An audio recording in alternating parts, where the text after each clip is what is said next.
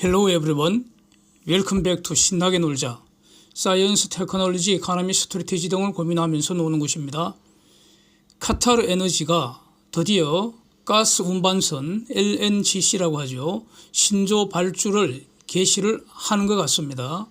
어제부터 한국의 조선주 폭등세는 이와 관련이 있는 거 아닌가 생각합니다.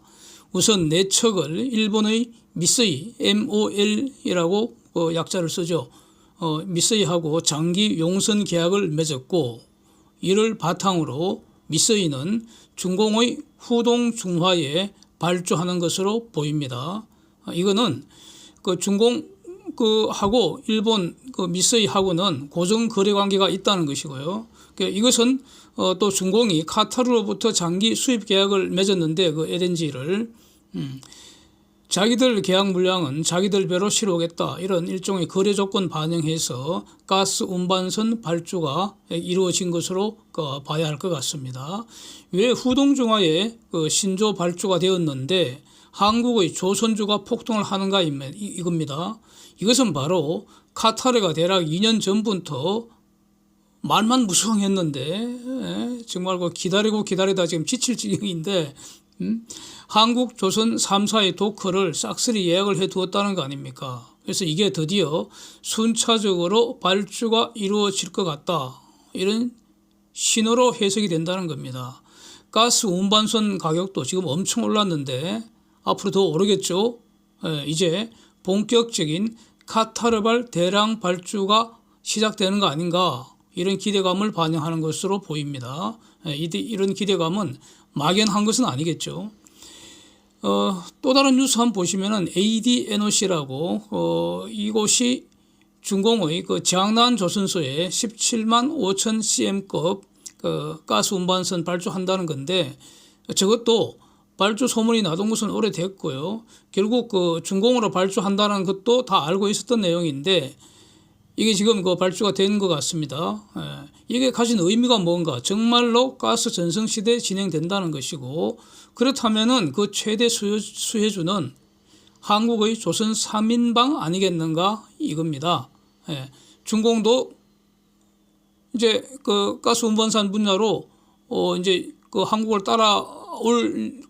열심히 따라오려고 하겠죠. 그러나 여전히 가장 최대의 수혜주는 한국이 아니겠는가 이겁니다. 이런 사실이 변하지는 않을 것 같습니다. 그런데 이제는 다시 한번 세상이 바뀌어버려서 카타르발 대규모 발주, 저거는 이제는 완전히 세 발의 피가 되는 거 아닌가 이겁니다. 이게 중요할 것 같습니다. 여기서부터는 저희 이야기입니다. 러시아 가스 시장이 퇴출되고 있습니다.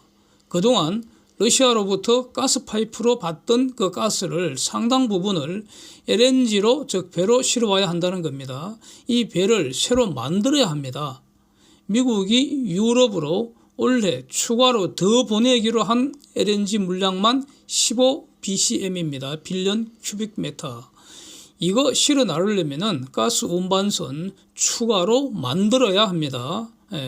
이것은 카타르발 신조 수요와는 비교 불가할 정도로 물량이 어마어마하게 많습니다. 그래서 하도 답답해서 제가 추정을 해봤습니다. 이 영상을 며칠 전에 올렸었죠. 안 보신 분들은 다시 한번 보시면 좋겠습니다. 1BCM의 LNG를 추가로 배송하기 위해서 필요한 가스 운반선의 척수는 한 척당 용량이 26만 큐빅미터인 Qmax급으로 107척으로 계산이 됐습니다. 이건 제가 산수한 것입니다. 미국과 유럽이 계약한 추가 공급량 15BCM을 배달하기 위해서는 1605척이 필요합니다. 이게 26만 큐빅미터인 Qmax급 기준으로 1605척입니다. 이게 어느 정도 양이냐? 현재 전 세계 운항 중인 가스 운반선 총수가 작년 말 기준으로 대략 610척이고요. 지금 건조 중인 것이 대략 한 140척 정도, 다 합해도 한 750척 정도 될 텐데, 여기에다가 카타르가 발주한다는 그 100척 대봤자 고작 840척밖에 안 됩니다. 예.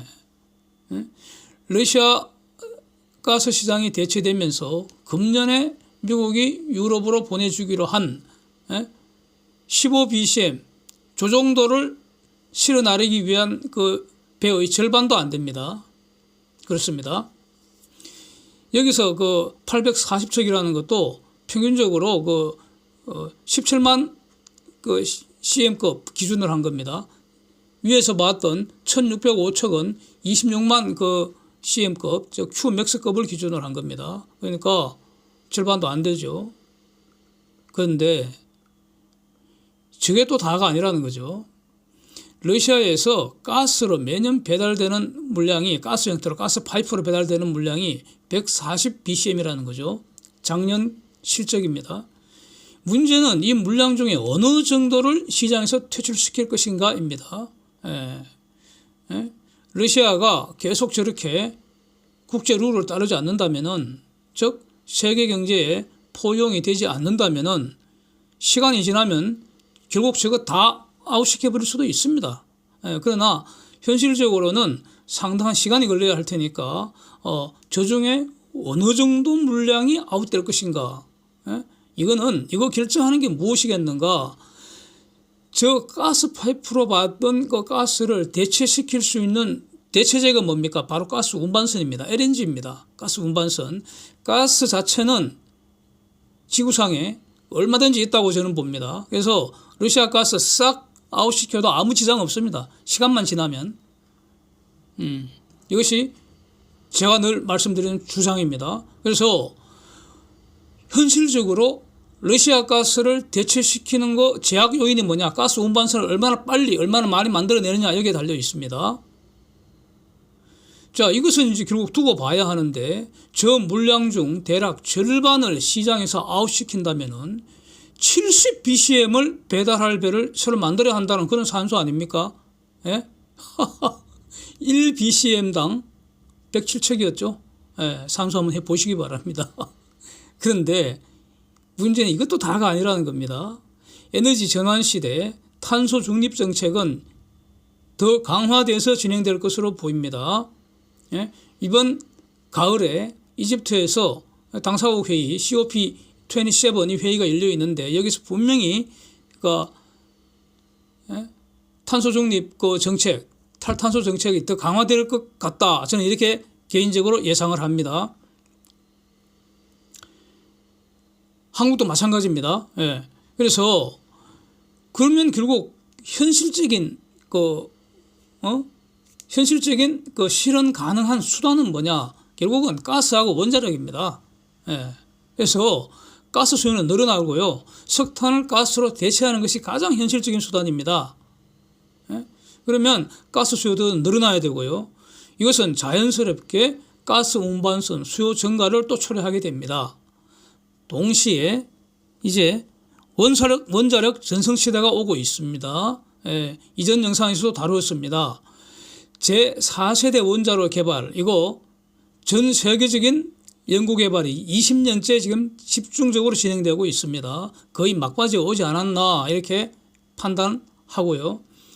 이게 그 2002년 그 당시에 그 미국이 주도해서 그 당시에는 한 30년 연구하자, 전 세계적으로 모든 국가가 여기에 협력해서 연구하자, 이거 아닙니까?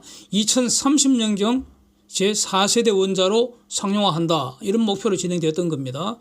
거기에서 이미 20여 년 전에 제4세대 그 원자로 기본적인 모델이 6개가 제시가 됐던 거 아닙니까? 그걸 가지고 모든 국가가 이거 연구를 해왔고요. 그래서 여기서 이제 특징적인 것이 4세대 원자로를 대형으로 육상에 지을 수도 있고요.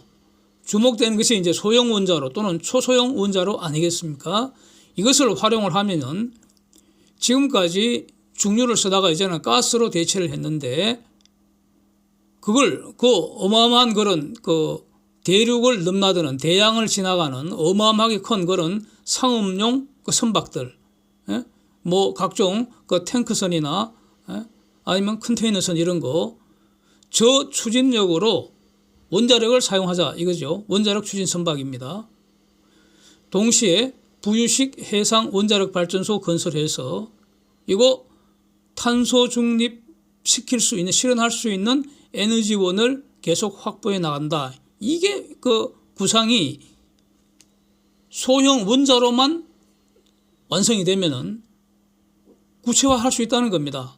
예, 이게 지금 주어지는 시기가 대략 2025년경에 상용화된다는 거 아닙니까? 원래 2030년이 목표였는데 한 5년 정도 단축된다는 거죠. 이거 더 단축될 가능성이 많죠. 이거는 왜냐하면 탄소 중립이라는 이 어떤 시대적인 그 흐름이 있기 때문입니다. 그러니까 대략 이제 3년 남았다고. 3년 다 됐다는 거 아닙니까? 예, 조만간 빠르면 금년 말, 늦어도 내년 말 이렇게 수주 소식이 나올 수도 있습니다. 이 분야. 야, 이거 엄청나지 않겠습니까? 그래서 이런 주제들은 제가 비교적 일찍 그 주목을 하고 작년부터 지속적으로 이 영상을 통해서 제가 주장을 하던 내용이라고 저는 그런 내용이고요. 드디어 이제 이게 가시화되는 것인지 주가에 반영되는 것인지 이걸 주목하자 이겁니다. 삼성중공업은 앞으로 그 전개될 그런 그 미래, 즉 미래가 요구하는 모든 것을 공급할 준비가 되어 있지 않은가 저는 이렇게 판단합니다. 드릴십, FLNG, LNGC, 그 다음 MSR을 활용해서 선박도 추진하고 부유식 해상발전소도 건설하고 이를 확장해서 부유식 액화 수소공장, 부유식 액화 암모니아 공장까지 해상에다가 건설해 줄 수도 있습니다. 그래서 물론 이 모든 것을 삼성중공업이 혼자 다 하는 것은 당연히 아니죠. 소형 원자력 그 리딩 기업들, 그 다음에 해상 엔지니어링 리딩 기업들하고 당연히 컨소시엄으로 장사를 할 거 아니겠습니까? 그래서 이미 수십 년 또는 수년간 같이 장사를 해오던 팀이 다 있다는 것, 이게 바로 준비되어 있다는 것입니다. 그래서 지금 조선주 단체 랠리가 진행되는데 삼성중공업 어제도 7% 이상 폭등을 한 이후에 오늘도 지금 폭등세 이어가는 중입니다. 더 주목할 것은 거래량입니다. 완전히 폭발했습니다. 거래량이. 그래서 그래프 한번 보십시오. 예. 외국인들이 특히 JP모건하고 모건 스탠리 이쪽 그 미국의 회사들 중심으로 대규모 이제 물량을 쓸어 가버리는 것 같고요. 개인들이 푼돈 벌고 아마 넘겨버리는 것 같습니다. 네. 그래서 저는 제 자신을 현명한 투자자라고 이렇게 생각하기 때문에 오늘도 더 샀습니다. 네, 물량 늘려가겠습니다. 네. 자, 그래서 오늘은 장중이라서 이 정도로 이제 간단히 한번 살피고요. 폭등한 원인이 뭔가 생각할 때 저는 바로 위에서 말씀드린 이런 점이라고 생각해서 간단히 한번 살피고 장 마감 후에 좀 더 그 시간적 여유를 갖고 자세하게 한번 분석을 해보겠습니다. Thanks for watching. See you next.